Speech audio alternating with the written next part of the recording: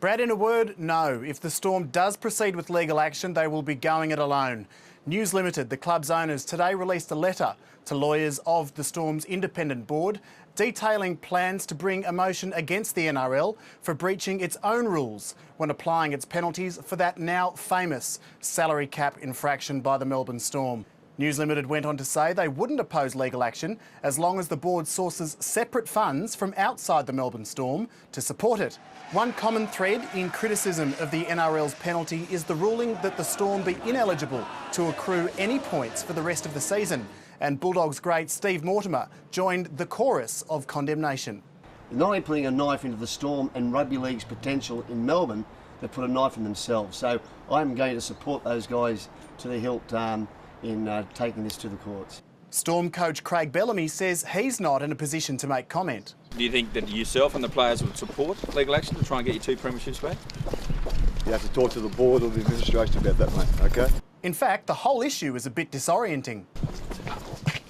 You blokes put me off, well, walk the cars down here. Something a bit lighter now, and some revved up Eels players took a sneak peek at the high-octane Nitro Circus at Sydney's Acer Arena.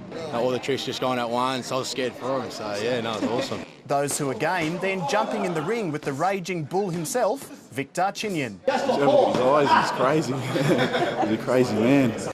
It's the walking wounded in Brisbane ahead of tomorrow night's local derby against the Titans. The good news, they get 4 top-line players back. It doesn't exude a lot of confidence, I suppose, when you see so much strapping, but it's just good to have all those good players back. For the Titans, Preston Campbell will play, but centre Clinton Torpey will not.